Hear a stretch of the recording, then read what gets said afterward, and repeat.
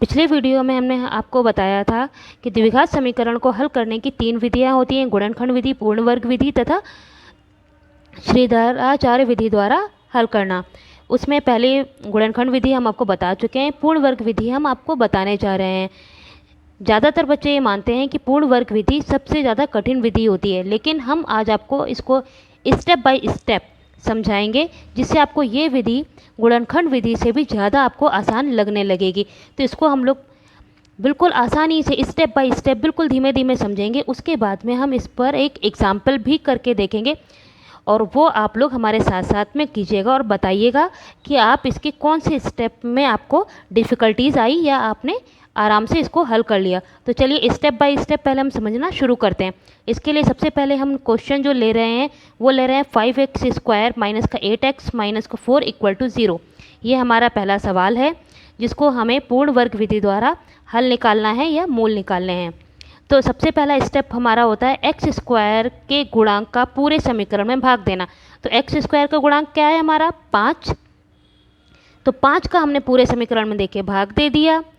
अब 5 से 5 तो कट गया, यानी x² के साथ में हमारा कोई भी गुणांक नहीं बचा, पूरे में भाग दे दिया। अब उसके बाद में आता है हमारा अचर पद का पक्षांतर। अचर पद आप लोग जानते हो जिसमें x नहीं होता है, ये होता है अचर पद। अचर पद का पक्षांतर यानी कि ये इधर 0 के इस तरफ लिखा है, इसको हम 0 के उस तरफ ले जाएंगे, ठीक है।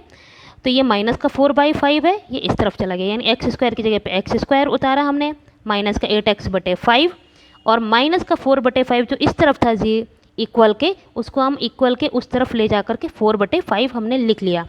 नंबर 3 स्टेप को बहुत ध्यान से समझिएगा, ये सबसे इम्पॉर्टेंट स्टेप होता है। इसमें क्या करते हैं, जो x का गुणांक होता है, जो ये x का गुणांक होता है, इसके हम लोग क्या करेंगे, उसके आधे के वर्ग को दोनों पक्षों में जोड़ेंगे। कैसे, x का गुणांक क्या है 8/5, उसका आधा क्या कर लिया हमने, आधा कितना हुआ 8/10, 5 में 2 का मल्टीप्लाई हुआ 10 आ गया, 2 से डिवाइड कर दिया, 2 बार चला गया, 4/5 आया, उसका वर्ग हमें लेना है। क्या लेना है, वर्ग। तो 4/5 का वर्ग आ गया, इसको हमें दोनों ही पक्षों में जोड़ना है, बस यही स्टेप इम्पॉर्टेंट है। दोनों पक्षों में हमने जोड़ दिया, बस हो गया। अब इसको क्या करना है, हमें हल करना है। 4/5 हो गया, इसको खोल के हमने लिख लिया, 4 का वर्ग क्या हो गया 16 और 5 का वर्ग 25। पूरा बाकी सब कुछ डिजिट्स हमने सेम उतार दी, x² 8x/5 प्लस का 4/5 का whole square equal to 4/5 plus 16/25। इसके बाद में हमारा नेक्स्ट स्टेप आता है पूर्ण वर्ग के रूप में लिखना व हल करना। पूर्ण वर्ग के रूप में हम कैसे लिखेंगे, फिर से वापस हम इसी पॉइंट पे आते हैं।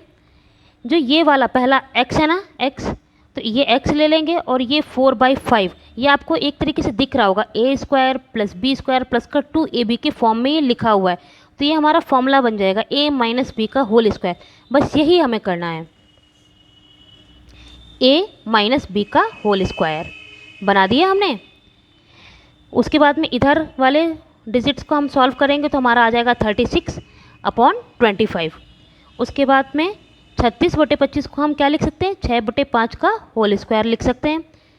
दोनों पक्षों से वर्ग को हम हटा देंगे, कैंसिल कर देंगे, तो इधर क्या आ जाएगा x माइनस 4/5, इधर क्या बचेगा 6/5। लेकिन हमेशा याद रखिए जब भी होल स्क्वायर हटता है, वर्गमूल आता है, तो प्लस और माइनस दोनों डिजिट हमारी आती है। इसके बाद नेक्स्ट एंड फाइनल स्टेप है हमारा x का मान निकालना। इसके लिए जो भी हमारा x minus 4/5 equal two plus minus 6/5 आया है, इसको बारी बारी से एक बार प्लस 6/5 के इक्वल रखेंगे, फिर दोबारा में इसी डिजिट को x माइनस 4/5 को माइनस के 6/5 के इक्वल रखेंगे। आप लोग देख सकते हो इस क्वेश्चन में मैंने एक बार प्लस के 6/5 के इक्वल x माइनस 4/5 को रखा है, एक बार माइनस के इक्वल में रखा है। फिर इसको हम सॉल्व कर लेंगे। कैसे, ये जो डिजिट है 4/5 इसको अपोजिट में भेजेंगे, पक्षांतर कर लेंगे, तो ये हमारी माइनस का जो 4/5 है ये प्लस में चेंज हो जाएगा। फिर जैसे ही हम इसको सॉल्व करते हैं तो हमारा x इक्वल टू 2 निकल आएगा। इसी प्रकार से जब हम दोबारा में x माइनस 4/5 यानी इस डिजिट को हम माइनस के 6/5 के इक्वल रखते हैं, फिर उसको पक्षांतर करने के बाद में 4/5 को और पूरी तरीके से इसको हम सॉल्व करते हैं, तब हमारे x की वैल्यू -2/5 निकल आती। इस प्रकार से हमारी x के 2 मान निकल के आए हैं, 2 और -2/5। एक बार हम क्वेश्चन को फिर से रिवाइज कर लेते हैं। जो ये हमारा क्वेश्चंस था, इसमें सबसे पहला हमारा स्टेप था कि x² के गुणांक को पूरे समीकरण में भाग देना, वो हमने दे लिया। उसके बाद था अचर पद का पक्षांतर। तो जो अचर पद हमारा निकल के आया था उसको हमने अब इक्वल के उस तरफ हम ले गए हैं, तो ये हमारा पक्षांतर हो गया। फिर उसके बाद में सबसे इम्पॉर्टेंट हमारा स्टेप था कि x के गुणांक के आधे के वर्ग को दोनों पक्षों में जोड़ देना। तो हमने 8/5 के आधे यानी 8/10 को दोनों पक्षों में स्क्वायर करके जोड़ दिया है। ये हमारा सबसे इम्पॉर्टेंट स्टेप था, ये हमारा हो गया।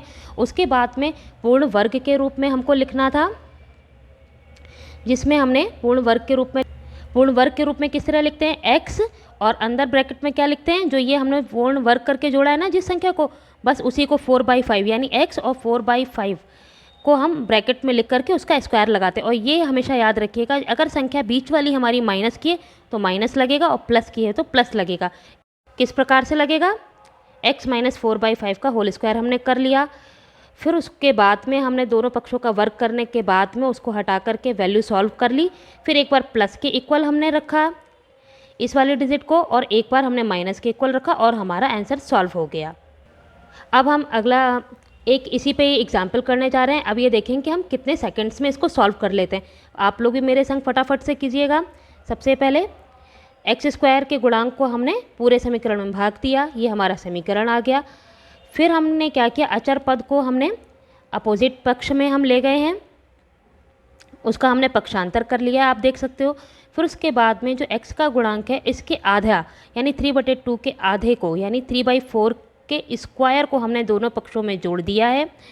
उसके बाद में हमने इसको घात के रूप में, 2 घात के रूप में लिख लेंगे, यानी वर्ग बनाकर लिख लेंगे। कैसे, x और 3/4 को स्क्वायर के रूप में हमने लिख लिया है। फिर उसके बाद में हम इसको सॉल्व कर लिया, तो इधर हमारी क्या आ गया, 49/16 आ गया है, जिसको हमने 7/4 के होल स्क्वायर के रूप में लिख सकते हैं, क्योंकि 7 का स्क्वायर होता है 49 और 4 का स्क्वायर होता है 16। इस प्रकार से लिख लिया। अब दोनों पक्ष हमारे पूर्ण वर्ग बन चुके हैं। अब वर्ग से वर्ग यानी स्क्वायर से स्क्वायर हमारा कैंसिल हो जाएगा, तो इधर आ जाएगा हमारा x - 3 और इधर आ जाएगा प्लस माइनस का 7/4। तो अब x - 3/4 को एक बार हम प्लस 7/4 के इक्विवेलेंट रखते हैं, और दोबारा में हम किसको रखते हैं, x - 3/4 को माइनस के 7/4 के इक्विवेलेंट रखते हैं। उसके बाद में संख्याओं को पक्षांतर कर देते हैं। जैसे ये माइनस का 3/4 है, इसको उस तरफ ले जाएंगे, और इसमें -3/4 को उस तरफ ले जाएंगे, पक्षांतर कर देंगे। फिर हम अपनी भिन्न को सॉल्व कर लेंगे। भिन्न को सॉल्व करते ही हमारे x की वैल्यूज़ निकल आती हैं।